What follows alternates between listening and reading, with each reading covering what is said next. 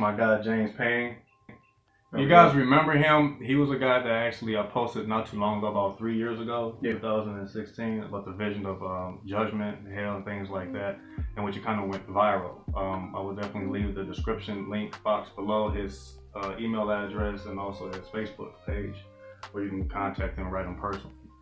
I decided to do this about fatherhood, which I can't really do nothing about it because I'm not a father, but my best friend is, and which I've known him since 2004, 2005, made a great impact in our school and also in our life. You know, iron sharpens iron. So as my best friend here, I'm gonna ask him just a few questions and things that he can give to you guys about fatherhood and for the next generation to carry after. James, if you'd like to introduce yourself to the world. How you doing? I'm James Payne. 31 years old. I have two beautiful daughters, Harmony and ʀᴇᴜᴜ. My oldest is 9, the other one is 7. I'm a chef for professional reasons. It's actually a field that I enjoy, just because I know that's a gift and a talent I can pass down to my kids, but we'll get on that a little bit later. Man of God first and foremost, always and forever, nothing that'll change on that.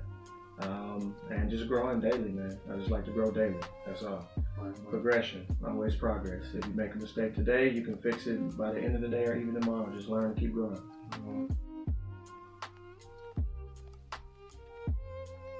So, I do want to thank God right now because my missus, my wife, we didn't always get along. You know, we didn't always get along just because we both had selfish mentalities. We felt we were right. But when it comes to, you asked me in regards to mistakes. First and foremost, the first mistake that I made was not forgiving things that I did in the past. Okay. And in regards for forgiveness, not forgiving myself and actually accepting the fact that either I wanted it or I allowed myself to be vulnerable during those times to accept those pains. Because if you go into a relationship and you're trying to build and become a family and you still have that on your weight, you're going to pass on the sins of another onto someone else when that's an unfair thing to do. So make sure that your heart and mind, once again, is clean. Make sure you're clean in that area. Number 2, is doing your research, which means if you ever decide to have a family with someone, please get to know their family as well. That's all the way down to the ailments. If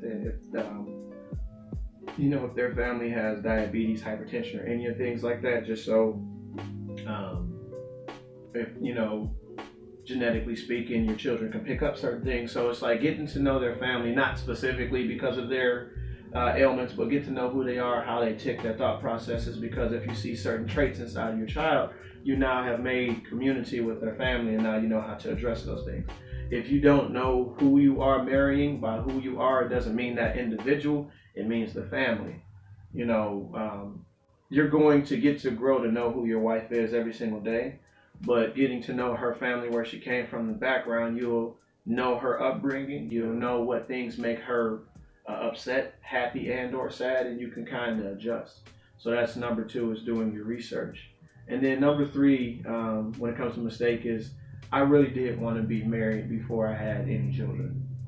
I had my 2 beautiful girls. I'm not even mad about having my 2 beautiful girls, but and I don't want to say if I can take it back. I was going to say if I can just do the procedure different, because I'm not upset of who I have my children with, because God has cultivated the both of us, and now we have turned our me, my, and I's into a we and us. It always used to be about me, my, and I, which, I mean, she's my me's, it's my fault, and all this stuff. Like, whenever you have a selfish mentality, you only feel you're on your purpose, you're never growing as a community and as a group. 2 got to become one flesh, which means we got to work that sugar out. But now God has put us in a situation where we turn that into a we and us. Everything is what are we going to do?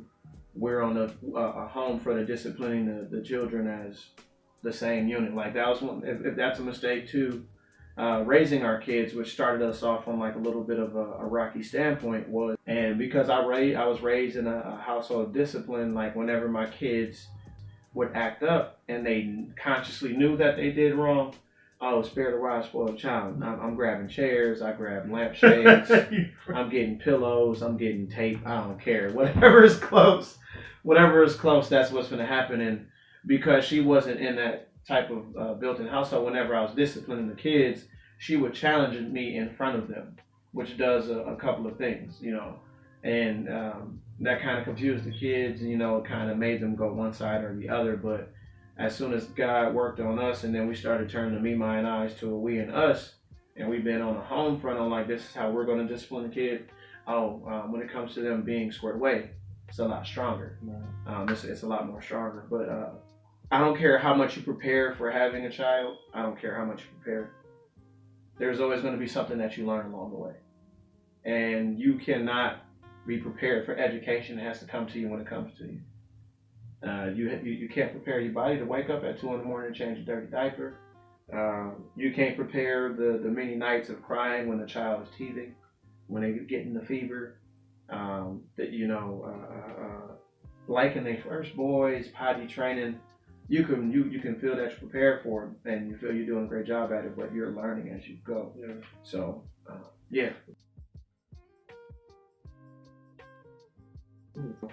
If there's any advice that I'll give to the young individuals out here who are considering to be a family, be married first is 1. Do your research on a family is 2. And then remember, time is the only thing that you cannot get back. 3. Because you have to spend it in that cultivation stage. It'll be those specific 3 things, because finances is going to come and go. Children are expensive. Woo! Children are expensive. There's going to be arguments along the way between you and the missus. Always be open to learning, and just receiving it as it comes. Yeah, but those will be more than likely the top 3 things I would give to any young person. Be married first. Do your research on the family, and you never get time back, so spend it. Yeah.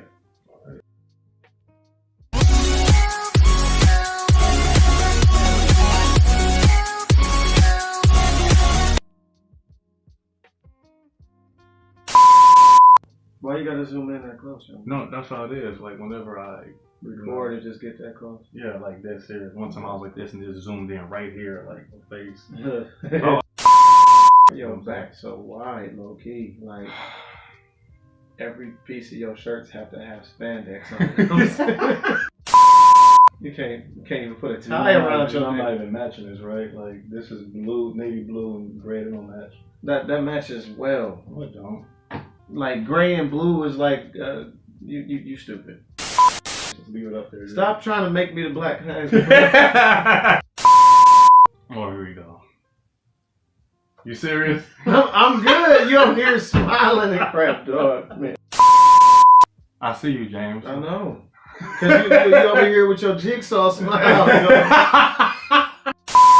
All right, I'm gonna edit it. All right, you ready? Yeah.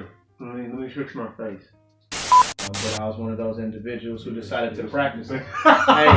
Hey. I forgot what I was saying. We speaking about fatherhood. Oh yes, fatherhood. Like you gotta get your sugar together. That's why I was asking. You should have had notes. You know. No, man. That's only you gonna be doing the talking. I know. You got where your notes. If you talk about fatherhood, I've been doing this now for almost 10 years. I don't need notes. Oh yeah, you don't. I don't need notes. Point made.